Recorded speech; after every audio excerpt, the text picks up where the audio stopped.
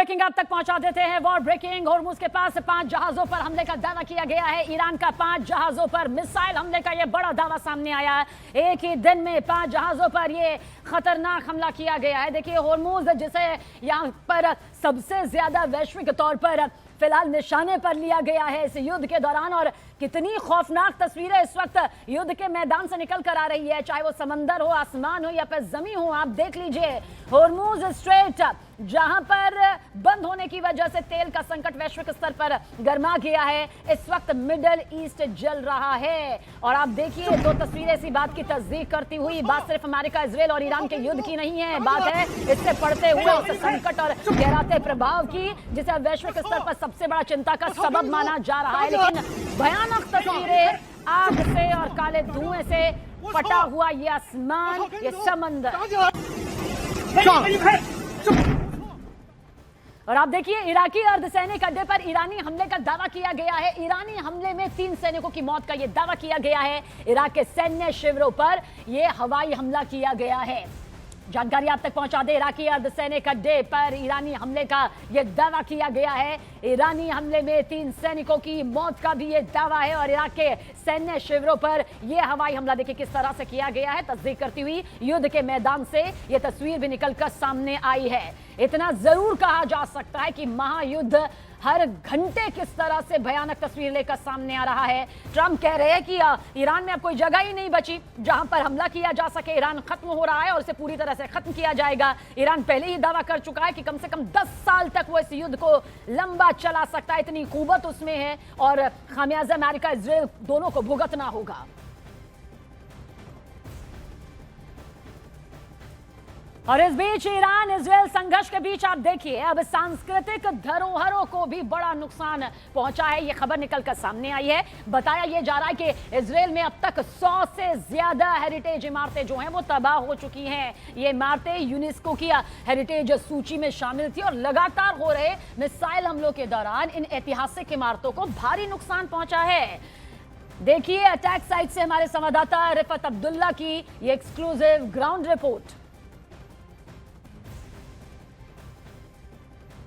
Iran और Israel के दरमियान युद्ध जारी है, लेकिन इसी बीच में आपको बता दूं कि ईरान के मिसाइल अटैक्स की वजह से इसराइल में अभी तक 100 से ज्यादा ऐसी हेरिटेज बिल्डिंग्स तबाह हो चुकी हैं जो यूनेस्को के लिस्ट में थी। मैं इस वक्त कैफिनोगा बिल्डिंग के अंदर हूं। यह भी यूनेस्को के लिस्ट में बतौर हेरिटेज बिल्डिंग शामिल थी, लेकिन ईरान के मिसाइल्स की वजह से यह तबाह हो चुकी है। साल 2025 में जब ईरान की तरफ से बैलिस्टिक मिसाइल्स दागे जा रहे थे, तो उसमें यह पूरा इलाका तबाह हो गया, और यह बिल्डिंग भी उस तबाही में शामिल है। साथ ही जो आज युद्ध चल रहा है, इसमें भी काफी सारी हेरिटेज बिल्डिंग्स तबाह हो चुकी हैं, और बताया जा रहा है कि 100 से ज्यादा इन बिल्डिंग्स की तादाद है जो हेरिटेज बिल्डिंग्स थी यूनेस्को के लिस्ट में। मैं आपको दिखाऊं कि इस बिल्डिंग में हर तरफ से तबाही हुई है।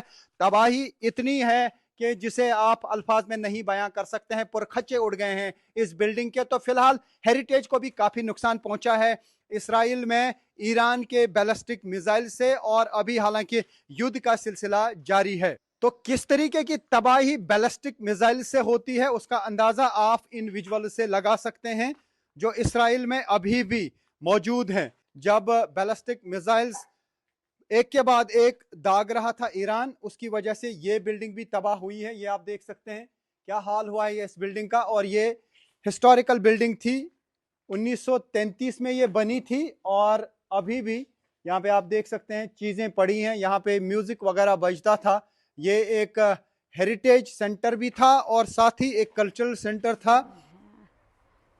तो देखिए, ये विनाश की वो खतरनाक तस्वीरें हैं जो एक एक करके लगातार सामने आ रही है। हर बीतते वक्त के साथ ये महायुद्ध बहुत ज्यादा खतरनाक, खौफनाक हो चुका है। बहरहाल, अमेरिकी राष्ट्रपति डोनाल्ड ट्रंप का दावा आप तक पहुंचा देते हैं, जहां पर ट्रंप ने दावा किया है कि अमेरिका ने ईरान में सारे टारगेट्स तबाह कर डाले हैं। ये बड़ा दावा देखिए, लेकिन ईरान के नए सुप्रीम लीडर मुस्तफा खामनेई ने सख्त रुख अख्तियार कर लिया है। जूनियर खामनेई ने पुराने सभी एटमी समझौते तोड़ दिए हैं। ईरान ने खाड़ी में गद्दारों का चुन चुन कर सफाया करना शुरू कर दिया है। तो वहीं इजराइल के लिए युद्ध को लेकर एक बैड न्यूज कुछ इस तरह से वायरल हो रही है।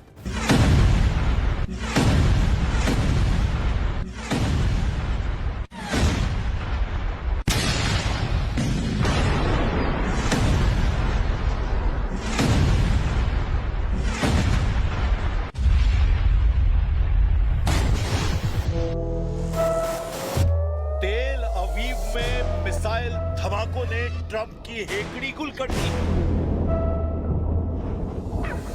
दुबई में फट रहे शाही ड्रोन प्रिंस सलमान का कलेजा दबा रहे हैं। तुर्की में ईरानी मिसाइल धमाकों ने एर्दोआन की अकड़ निकाल दी है। 10,000 राउंड हमलों के बाद युद्ध में ईरान हावी हो गया है।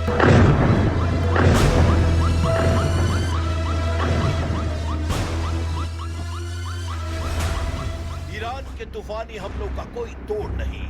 मिसाइलें, ड्रोन, रॉकेट से ईरान घुमता जा रहा है। क्या दुबई, क्या तेल अवीव, क्या तुर्की, ईरान पूरी तरह तसल्ली से दुश्मनों को उछलने लगा। ईरान की वॉर प्लानिंग ने इजराइल को सबसे ज्यादा परेशान कर रखा है।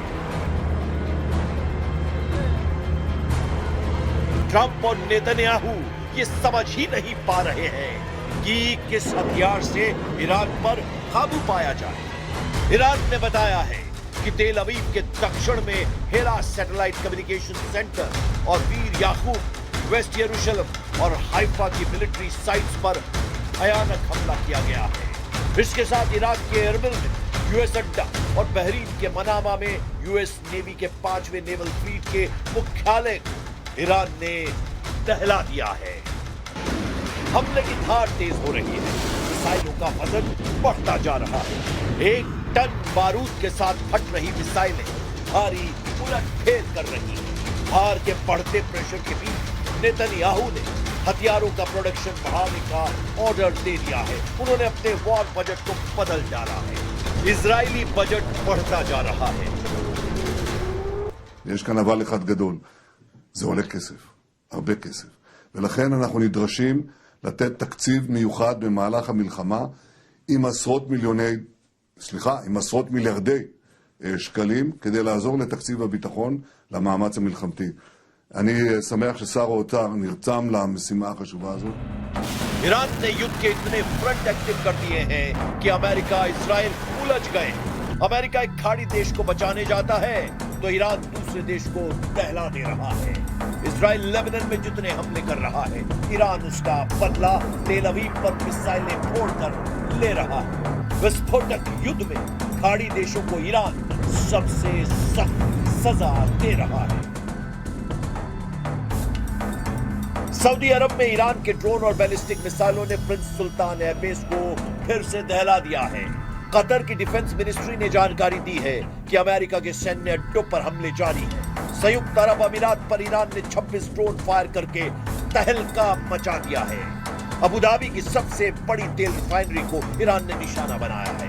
ईरान की न्यूज एजेंसी फार्स और मेहर के मुताबिक रेवोल्यूशनरी गार्ड्स ने कुवैत में यूएस अड्डों पर बारूद बरसाए हैं। ईरान ने हॉर्मुज स्ट्रेट में ब्रिटिश कार्गो जहाज बम धमाकों से उड़ा दिया है। ईरान देश के बाहर और अंदर दोनों खतरों पर पैनी नजर बनाए हुए हैं। नए सुप्रीम लीडर मुश्तबा खामनेई ने जब से कमांड देनी शुरू की है, लड़ाई संगीन हो चुकी है। मुश्तबा खामनेई ने देश में छिपे अमेरिका इजराइल के एजेंट के डेथ वारंट पर दस्तखत कर दिए हैं। ईरान में अब अगर कोई प्रदर्शन भड़का तो उसके बाद क्या होगा, उसे जान लीजिए। ما اینجا دیگه اگر کسی به خواست دشمن بیاد اون رو ما معترض غیره نمیبینیم، اون رو ما دشمن میبینیم و آنی میکنیم که با دشمن میکنیم، برخورد میکنیم که با دشمن میکنیم. همه بچه های ما دست به ماشام. मुश्तबा खामनेई खूंखार मूड में है।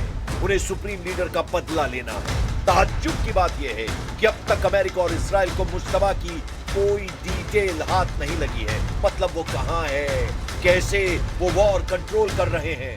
मुश्तबा खामनेई को ईरान का नया सुप्रीम लीडर बनाने का ऐलान हो चुका है। युद्ध भड़कने के बाद से